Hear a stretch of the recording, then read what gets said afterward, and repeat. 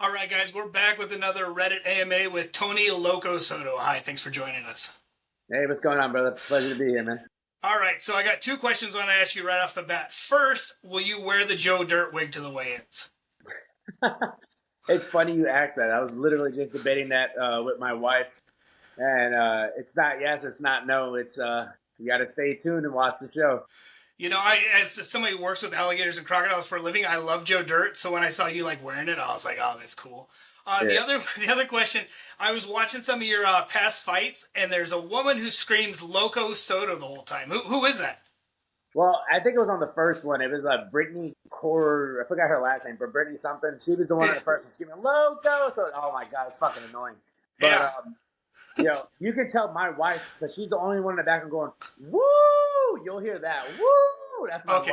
wife. Yeah, so I wasn't sure. Yeah, because I know like Chad, not Chad, Eddie Alvarez's wife is really loud. So I wasn't sure if it was a family member of yours that was Yeah. getting loud or not. Okay, so I heard that you changed camps and everything going on to this fight. Is that something you'd like to discuss? Yeah, so I train at a Jimmo's. It's more of an MMA based gym. It just they weren't really happy about the whole bare knuckle stuff, and I guess just the way I market myself. We had a lot of butting heads, and the energy wasn't good. The energy just wasn't there. I wasn't getting the training that I needed or the time put into it. So, I took some time off. I went back to a gym that I started professionally boxing at in Charlotte. I went to 4M, started getting sharp again. I actually I trained here before. I went and sparred at Bone Breakers, but then I went there, I met the coach. We hit it off, and I seen the work, and I was hooked, man. And the love, the energy. I got Micah there with me. I got Holloway. You got a truck in. I mean, I got a great fucking camp, man. That's awesome. I also saw that you're working out. I just talked to Keith earlier, so you're doing some stuff with Richardson. Like, did you reach out to him or did he reach out to you? How did you guys decide to team Oh, up? we're buddies, man. We've trained together in the past. It's Okay, it's mutual. I hit him up, hey, when you're having some sparring, let's get some rounds in, and we set some rounds up specifically just for us. He's fighting a traditional boxer. I'm not really a traditional boxer, but to MMA guys, I'm a boxer, and then to boxers, I'm an MMA guy. So it's like, right. So is that something like I know like some of the other fighters are trying to do boxing when they have downtime from the BKFC? Like, are you focused solely on bare knuckle at the moment, or is that something you'd love to pick up, like an MMA fight or a boxing fight? now I've stepped away from MMA fights. I kind of like I get the itch here and there. I still roll like off camp. I'll roll. I like the whole aspect of it, but I'm primarily a bare knuckle fighter. I study bare knuckle. It's similar to boxing, but there's just different ways I throw punches. I'm sure you've seen in my fights. I have one of the best lead uppercuts you will ever see. Sure. So going into this, oh, recording continues smoothly. I don't know if I lost you or if you lost me. I see you're good. Okay. Who knows? All right, it says it's continuing smoothly. All right, cool. I don't know. All right, so going into this, you're ranked third right now. And you were calling out Bobby Taylor. What made you decide to fight Kevin Kroom instead of ODB, who would like I guess Kroom isn't ranked at all. So like, is that more like for his name or? Well, it was actually was calling out Kroom before Bobby, but originally Kroom's management didn't think the fight was a good decision for him. So they Okay. did not accept the fight. So I needed somebody that made it sense. We're signed to the same management. We both don't give a fuck. We'll fight each other, and it'd be cool. Um, we kind of thought that Bobby Taylor would be a good deal. Me and him, we don't have no animosity towards each other. I just thought it'd be a good fight. And then as soon as we were trying to line that up, apparently Kevin Kroom himself said he wanted to fight me or whatever. So that wound up coming through. So I was like, okay, let's get it going. Sure. Okay, so the one thing I was watching the Mike and Mish when you were on there, and you said that even after assuming you win this fight, we're going to assume you win. You said that you would gladly like not take a title shot to fight Duran, right? Like, so what started the animosity between you two? Well, he's originally what started is I made a little video just making fun of him because he was like always punching shit like that like it does anything. Really doesn't. I'm sorry. He got all butt hurt and he made a video and then we just went back and forth. But then it got real personal when he involved my wife. He mentioned my wife in something, and I don't talk about family. Like Yeah. I'll talk trash about whoever the opponent I'm fighting. I'll make fun of them, their friends, but no family. I don't do that. So it kind of got personal. And when we were in, this is before, well, in Myrtle Beach, when I seen him, we went nose to nose.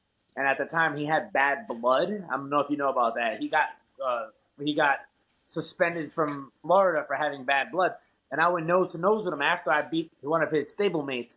And I said, I'll fight you next. Why don't you go ahead and get your fucking blood fixed? He said, yeah, but that never happened, okay? And then he went up dropping a 45 because I think he already knew the inevitable would be to fight me. And he wants to stay getting those easy fights.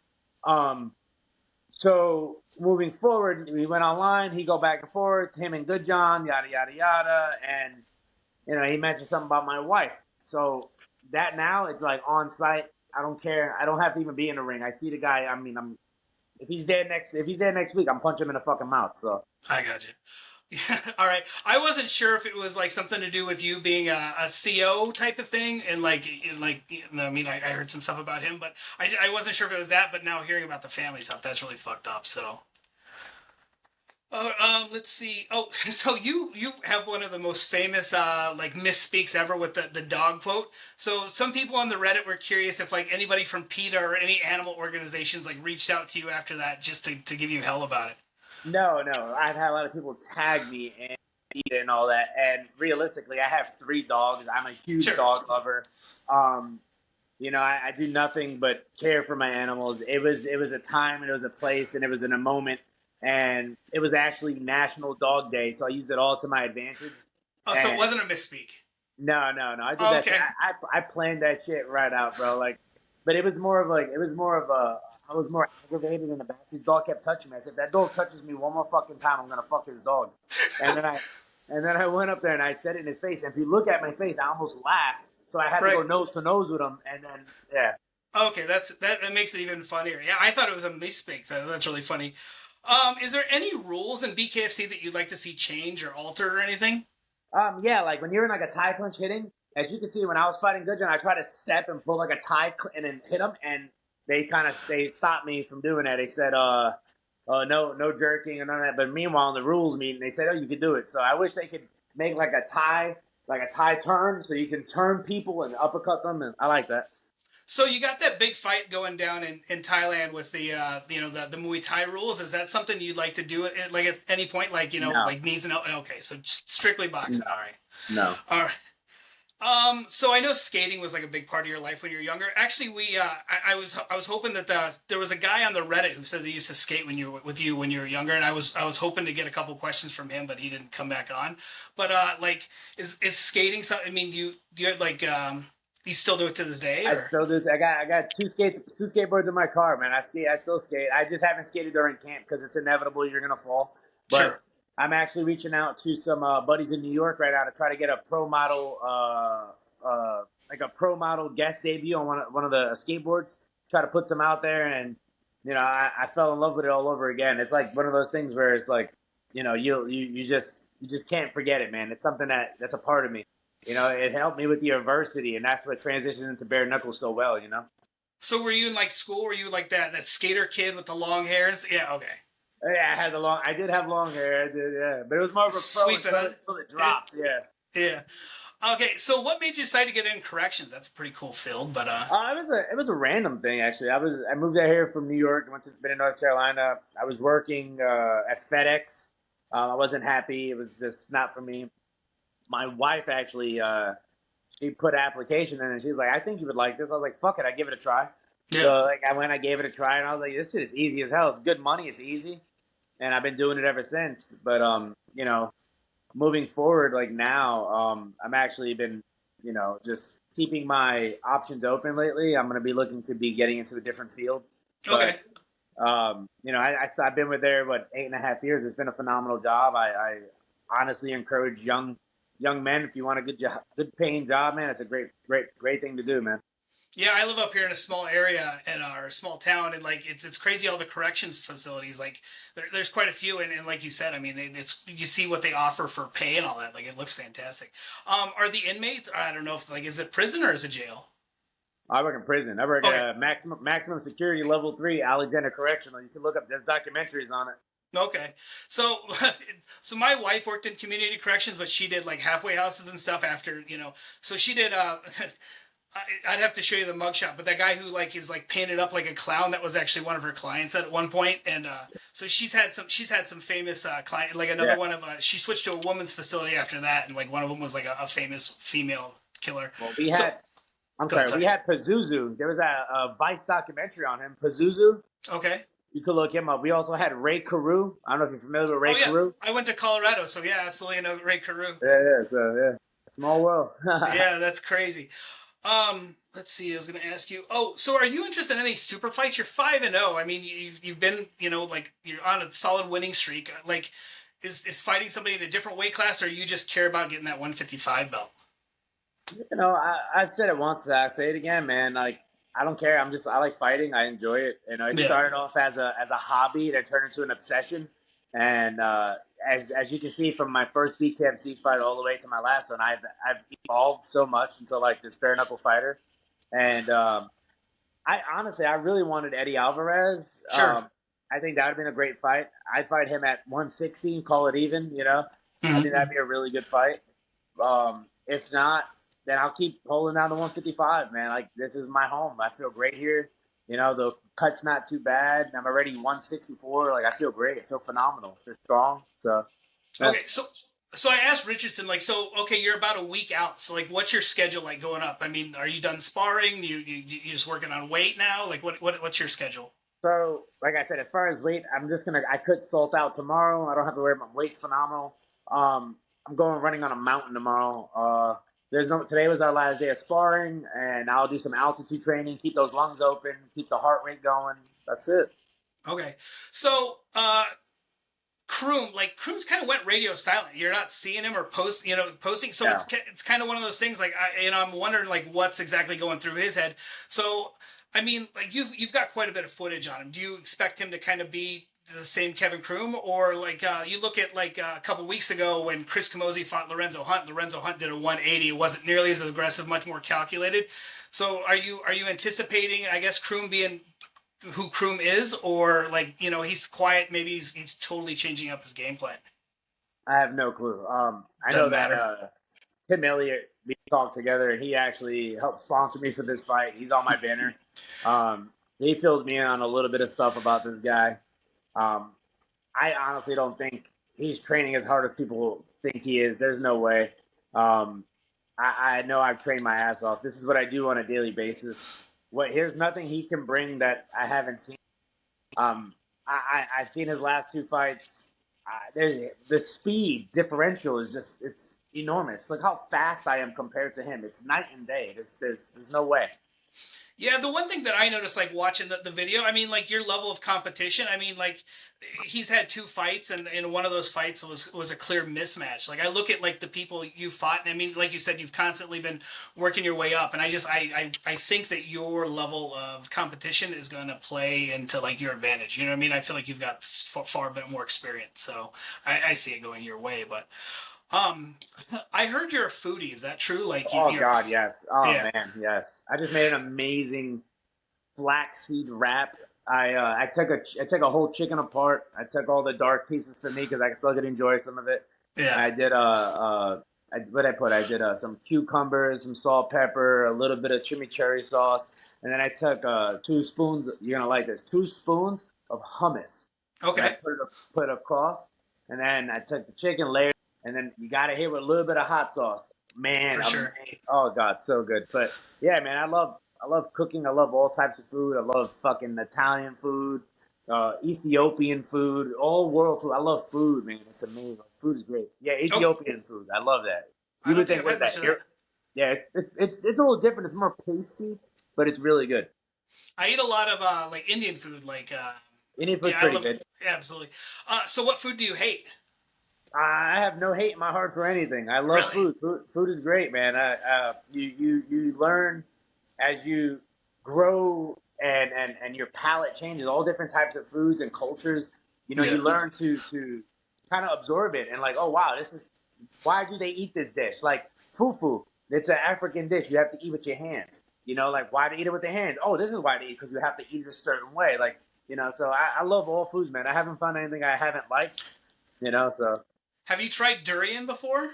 durian, that sounds real familiar. It's that fruit that just smells like rotten garbage. Yes, and it tastes like meat. Yes, I've tried it. Yeah, Yes, it's yes. see, I don't like that. I can't stand that. But I too am a foodie. My wife hates food. We actually make videos where I make her eat food that she hates, like guacamole. Like I'll make her eat like a bite of guacamole, and she like gets sick. And yeah, it's so funny because me and my son, we love everything, and she's so Oh yeah, picky. Yeah, I love it yeah. all. That's kind of my place. Like she can cook and stuff, but like I have a bad habit of putting things in her face. Like, here, try that. Hey, smell that. I was like, what the fuck? Get it away. So do you grill and stuff too? I mean, you're in North Carolina, right? Or are you? Yeah. I love grilling like chicken thighs. Like I'm not a big fan of grilling steaks. Okay, I like pan searing my steaks. I just love that, or reverse searing it. Where you put it in the oven for a little bit, take it out, sure. and you sear it on. Reverse sear. I like shit like that. But as far as the grill, I like putting chicken thighs, like grilling salmon on a plank, shit like that. That's good.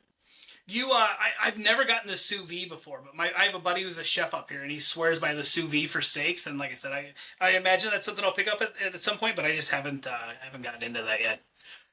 Okay, so you fought. I mean, this fight's going to be in South Carolina. You fought all over the place. So, like, is there a favorite venue or a favorite state that you fought in so far? If I had to pick a favorite, I really enjoyed the fighting in Wichita. That was really nice. I like that Sure. arena. It was huge. It was so nice. But honestly, I can't take away from my last being the main event of the last one at the Bon Shakur Wellness Arena.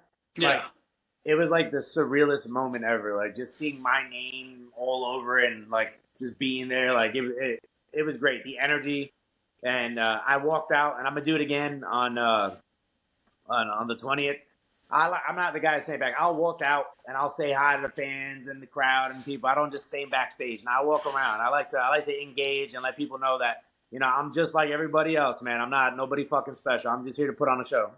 So I went to the Denver card for the pay-per-view card, and it was cool. But the one thing I noticed, like Christine Ferreira was there, and Lorenzo were out there walking, but like a lot of the big names like stayed back and didn't come out. So I think it's cool. Like I think you appreciate the fighters who come out and take the pictures and want to be, like I said, I mean, like you guys are out there and like meeting the fans. I think it's fantastic. So it's a great way to build your brand. Absolutely. Yeah. So right now, who would your top 5 pound for pound be in BKFC? Like, who do you think is the best in BKFC at the moment? Well, I think you got Lorenzo. He's definitely one of the best. I have to unfortunately say Palomino's number 2. Okay. You got Easy E 3. I would say you got me next. Okay. And then I would say Christina Ferreira. Sure. I'm not a fan of hers, but I'm just being honest. Yeah. I think the level of competition can go up for her. I think there's other fighters out there that they need to really challenge her with. Just my opinion. Okay. So I mean, yeah, I don't know. I see Luis as like Luis, was so dominant, and then after he came out after his last fight with the whole like talk about like not going hard, I feel like he lost a lot of supporters with that. And now he's like, it's one of those things. Like I wonder if he's got one more fight in him, and then he's done. They already stripped him of one belt, so it's like, are they gonna try to give him one super fight, and then like I don't know. Like I'm curious. Well, what he's over here begging on Instagram. Oh, I'm trying to fight Alvarez. Ooh, I'm trying to fight Perry. Ooh, like, bro, you sound like a fucking bitch, bro. Yeah, I'm one of those guys. Like the one thing that annoys me is like on YouTube and stuff when people are begging for likes and comments and stuff. Like you shouldn't have to beg for stuff. People know and respect you, and they're gonna give it to you. And it's funny you say that because like a lot of my content I put up on like Instagram. Yeah. Like here and there, I'll pay for something so it gets a little more like more out there. Sure. But like that Duran kid, all he does all original content, so he pays for it. That's why he gets all those views and all that, because he pays for everything. It's like, bro, that's not organic. You're not getting real fans. You're not getting real people. Like, you're lame. Yeah. So you actually make some really funny videos, and you're a funny guy. I talked to Keith, and like I said, he said you were probably one of the funniest dudes he knows. So who do you think, who in BKFC do you think is funny? Funny like ha ha, or funny like he he. Yeah. No, like who do you like to chop it up with though? I mean, is there anybody else that's as funny as you, or like you're just top of the crop? I don't know. I think it depends who's around me, man, because I can make anybody have a good time. Like, it's all about good times and joy. But if I had to pick somebody that like Who the fuck could I chop? Who have I just chopped it up with? Hold up. Well, like me and Jeremy Holloway, like we are horrible to put together. Like we are just horrible. Like Saying fucked we're, up we're stuff. yeah, we're just. It's like we just make fun of everybody, just have a good time. Like that motherfucker's walking like a duck, you know? Like I don't know. Yeah. We got Well, Jeremy, but I chopped it up with fucking Robbie Peralta too. We were having a good time too. So like, well, I assume you working in corrections, you see a lot of fucked up stuff, so you joke about fucked up stuff. Like I worked in the funeral industry for a long time, so it's so hard to offend me. And yeah, and I'll it's a say dead the end most job. fucked. Look at you. Yeah. So I mean, like exactly. Oh, I So, thought you died. All right. All right, so I see that you like to do outdoor stuff, like with the kayaking with the wife. I mean, do you hunt? Do you fish? What exactly do you do outdoors? um, hunting not so much. Fishing, I think it's boring as fuck. Yeah, But I do like to be outdoors. I like going hiking with the family. I like just being technology free at times and just being who we are and just letting our natural selves just hang out, you know? And yeah. quality family time, you know, that's a great thing for everybody. Everybody needs that. Like this weekend I have my daughters, they put their phones in the room, they're playing better together, they're doing their own things, they're having a good time. Like Absolutely. You'd like to try noodling. I don't know if you've ever done that. The catfish noodling, where you go fishing with I your got a bare hand. bunch of buddies. I'm good. Not so much. Yeah. The there's other only thing one I kind do, of noodling that I do, you know what I mean? I got you.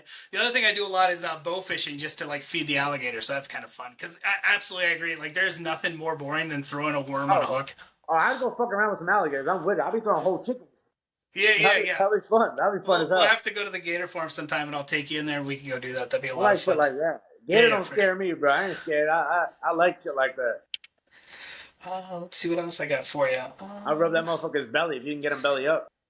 Yeah, so it's so funny. So like everybody's like, oh, you flip them on their belly and they go to sleep, but what it is the blood actually stops going to their brain, so they pass out. So it's They like, go into paralysis, right? yeah, yeah, yeah. So you don't want to leave them on their back like that because it's not good for them. But dude, you've been fantastic. I appreciate you're funny, you're upbeat. I like it. What's the There's a lot of managers out there, and there's a lot of scuzzy kind of managers. Like your management team. Like, how long have you been with Oh, Scott? Scotty Two Shoes. So Yeah. I've been with Scotty Two Shoes for about a year, over 2 years now. I went to a bare knuckle tryouts in Alabama, which I felt like, and I'm not just saying this, I'm a big critic of myself, but I felt like I was one of the best ones there. But they knew who they were going to sign already, and Okay. he hit me up. Kevin Smith, I believe, hit me up. A couple of the managements, and I talked to him, and I just felt like we had a good connection. He's a good dude. He means well, and I talk to him all the time on the phone, just talking. We just talk shit to each other. Like before I Yeah. talked to you, I was talking shit to him. He goes, "You Yeah. gonna do this podcast?" I said, "Don't fucking pressure me. I'll do it if I want." All right. No, it just seems like those who have like a good management team actually get fights though. You know what I mean? Like there's a lot of people who don't have management and it seems like they're like fighting once or twice a year at the most. Like it seems like having a good manager who has a good rapport with the BKFC like gets you Yeah. more fights. So Or I mean also, like if you're not like John Calbeck, if you're asking for trillions of dollars, knowing they're not going to give it to you and make it seem like you're not getting a fight, I hate people like that. yeah, that is the one thing like you see him crying but they won't sign me but you know what yeah, so Yeah. you talked about Tim Elliott. Like for those that don't know, like there's some bad stuff between Kroom and Elliott, and it's one of those. I feel like a lot of people like I see so many people that are Tim Elliott fans that are hoping you absolutely smash Kevin. So like I said, I'm not gonna get into it, but I'd like Yeah, me like neither. I don't want to touch it. I don't yeah, want to touch it. yeah, no, but I'm just saying, like, there's so many people that are like big fans of his that like I keep getting. I told people I was talking to you, and they're like, "Oh, dude, I hope that guy smashes him because what he Oh, did to yeah. him." And So, I will. I've been putting the work in. This is the volume of punches I'm throwing is ridiculous. Like people try to talk about my cardio in the last fight. I have phenomenal cardio. I was just sick. I was sick that week. I okay. had an upper respiratory infection, viral infection. I was on two different antibiotics. Like I was fucked up. I had a good poker face, but like I mean that was bad, bro. Sure. You said something about like how many fights you have left on your contract with BKFC? Well, I have a 3 fight contract, so this would be I have 2 more. But if and when I get the title shot, my contract's being negotiated. Okay, sure.